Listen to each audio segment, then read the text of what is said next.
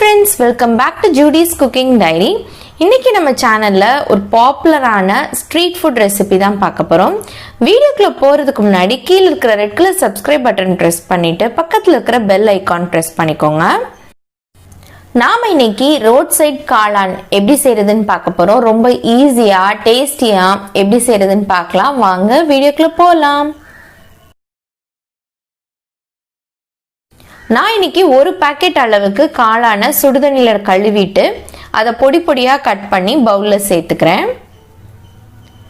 Street ஃபுட்ல பாத்தீங்கன்னா காளான் ரொம்ப கம்மியா சேர்த்துட்டு கேபேஜ் காலிஃப்ளவர்லாம் கொஞ்சம் அதிகமா சேர்த்துக்குவாங்க. பட் நம்ம காளானை அதிகமாகவே சேர்த்துக்கலாம். வீட்டில் செய்யறப்ப காளானோட டேஸ்ட் நல்லா டாமினேட்டிங்கா இருக்கும். இதுல ஒரு கப் அளவுக்கு நல்லா கட் பண்ண கேபேஜ் சேர்த்துக்கோங்க. 1/2 டீஸ்பூன் அளவுக்கு இஞ்சி பூண்டு பேஸ்ட் சேர்த்துக்கிறேன். கேபேஜையும் நல்லா வாஷ் பண்ணிட்டு சேர்த்துக்கோங்க. 1/2 டீஸ்பூன் அளவுக்கு கரம் மசாலா பவுடர் சேர்த்துக்கோங்க. 1 டீஸ்பூன் அளவுக்கு காஷ்மீரி சில்லி பவுடர் சேர்த்துக்கிறேன். இது நல்லா கலர் கொடுக்கும். இல்லை நம்ம நார்மல் ரெட் சில்லி பவுடர் கூட சேர்த்துக்கலாம்.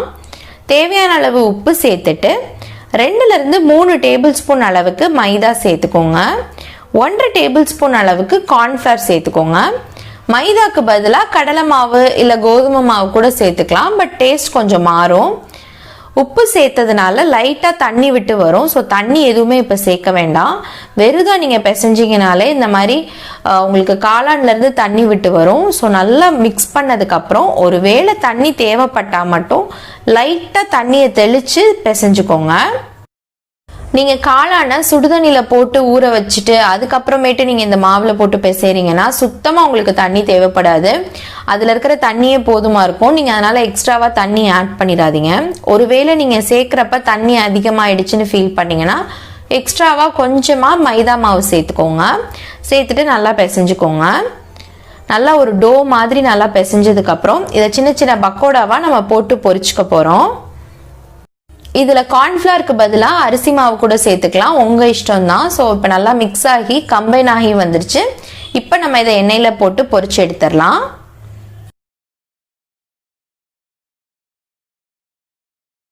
வடைச்சட்டியில் எண்ணெய் நல்லா சூடானதுக்கப்புறம் இதில் சின்ன சின்ன பக்கோடா மாதிரி போட்டு பொரிச்சு எடுத்துடலாம். இந்த ஷேப்பில் தான் இருக்கணும் அப்படின்லாம் கிடையாது. நம்ம இதை வெந்து வந்ததுக்கப்புறம் இதை சின்ன சின்ன பீசஸாக நம்ம கட் பண்ணி எடுத்துக்க போகிறோம்.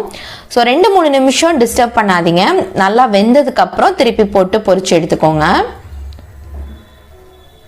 ஸோ நல்லா கோல்டன் கலரில் ஆனதுக்கப்புறம் இதை தனியாக எடுத்து வச்சிடலாம். இதே மாதிரி மீதி இருக்கிற மாவையும் சின்ன சின்ன பீசஸாக போட்டு பொரிச்சு எடுத்துக்கோங்க.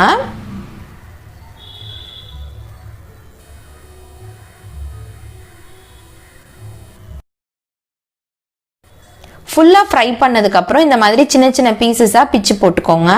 ஸோ அப்போ தான் உங்களுக்கு மசாலா உள்ளே நல்லா சார்ந்து வரும். ரொம்ப பெரிய பெரிய பீசஸாக தட்டி போட்டு ஃப்ரை பண்ணியிருந்தீங்கன்னா உங்களுக்கு உள்ளே மசாலா கிறிஸ்பியாக இருக்காது.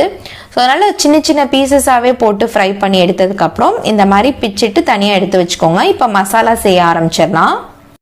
கடாயில் கொஞ்சமாக எண்ணெய் சேர்த்ததுக்கப்புறம் ஒரு பெரிய வெங்காயம் போட்டு ஃப்ரை பண்ணிக்கோங்க. கொஞ்சமாக கறிவேப்பிலை, காரத்துக்கு ஏற்ற அளவு பச்சை மிளகாய் சேர்த்துக்கோங்க. நான் ஒரு பச்சை மிளகாயை பொடியாக கட் பண்ணி சேர்த்துக்கிறேன். வெங்காயம் நல்லா வதங்கணும்னு இல்லை, லைட்டாக க்ரன்ச்சியாக இருந்தால் நல்லா தான் இருக்கும். இதில் 1/4 டீஸ்பூன் அளவுக்கு மட்டும் இஞ்சி பூண்டு பேஸ்ட் சேர்த்துக்கோங்க. ஏன்னா நம்ம காளான்லேயும் இஞ்சி பூண்டு சேர்த்துருக்கோம். இதில் லைட்டாக சேர்த்துட்டு நல்லா வதங்கினதுக்கப்புறம் 1/4 டீஸ்பூன் அளவுக்கு கரம் மசாலா பவுடர், கொஞ்சமாக காஷ்மீரி சில்லி பவுடர், இந்த மசாலாவுக்கு தேவையான அளவு உப்பு சேர்த்துட்டு வதக்கி விட்டுக்கோங்க. எனக்கு லைட்டாக அடி பிடிக்கிற மாதிரி இருந்துச்சு. ஸோ அதனால் கொஞ்சமாக தண்ணி சேர்த்துக்கிறேன். உங்களுக்கு அடி பிடிக்கலைன்னா நீங்கள் கெச்சப்லாம் சேர்த்ததுக்கப்புறம் கூட தண்ணி சேர்த்துக்கலாம். ஸோ இப்போ நல்லா தண்ணி சேர்த்துட்டு நல்லா கொதிச்சு வந்ததுக்கப்புறம் இதில் 1 டேபிள் ஸ்பூன் அளவுக்கு டொமேட்டோ கெச்சப் சேர்த்துக்கிறேன். இதில் டொமேட்டோ கெச்சப்புக்கு பதிலாக ரெட் சில்லி சாஸ் இல்லை hot and sir tomato ketchup கூட சேர்த்துக்கலாம், நல்லாயிருக்கும். 1/2 டீஸ்பூன் அளவுக்கு சோயா சாஸ் சேர்த்துட்டு நல்லா மிக்ஸ் பண்ணி விட்டுக்கோங்க. கெச்சப்லாம் சேர்த்ததுக்கப்புறம் நல்லா ஒரு கொதி வர விடுங்க. கொதிச்சு வந்ததுக்கப்புறம் இதில் நம்ம கார்ன்ஃப்ளவர் மிக்சர் சேர்த்துடலாம். 1/2 டேபிள் ஸ்பூன் அளவுக்கு கார்ன்ஃப்ளவரில் 1 டேபிள் ஸ்பூன் அளவுக்கு தண்ணி ஊற்றி நல்லா கரைச்சி எடுத்து வச்சுக்கோங்க. கட்டி எதுவும் இல்லாமல் நல்லா மிக்ஸ் பண்ணிக்கோங்க. இப்போ அந்த கார்ன்ஃப்ளவர் மிக்சர் இதில் சேர்த்த உடனே நல்லா அந்த மசாலா கெட்டியாக ஆரம்பிக்கும். ஸோ நல்லா பச்சை வாசனை போனதுக்கு அப்புறமே நீங்கள் கார்ன்ஃப்ளவர் சேருங்க. ஏன்னா இது ரொம்ப நேரம் நம்ம அடுப்பில் வச்சிருக்க போகிறதில்ல.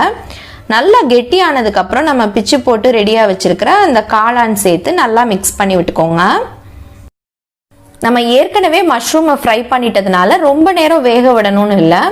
ஜஸ்ட் அந்த மசாலாவோட மிக்ஸ் ஆகி வந்தால் போதும். ஒரு 2லேருந்து 3 நிமிஷம் இந்த மாதிரி மிக்ஸ் பண்ணிகிட்டே வர்றப்ப அது நல்லா மசிஞ்சு பிளெண்ட் ஆகி வரும்.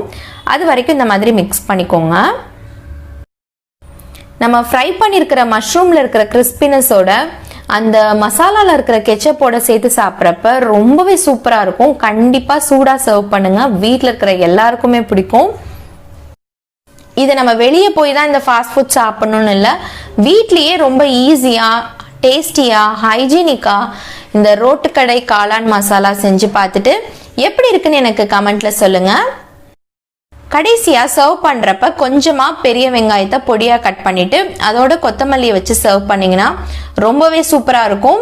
இந்த வீடியோ உங்களுக்கு பிடிச்சிருக்கும்னு நினைக்கிறேன். பிடிச்சிருந்தா லைக் பண்ணுங்கள். மறக்காமல் நம்மளோட சேனலை சப்ஸ்கிரைப் பண்ணிவிட்டு பக்கத்தில் இருக்கிற பெல் ஐக்கான் ப்ரெஸ் பண்ணிக்கோங்க. இதே மாதிரி இன்னொரு சூப்பரான ரெசிபியில் வந்து உங்களை மீட் பண்ணுறேன். அது வரைக்கும் பாய்.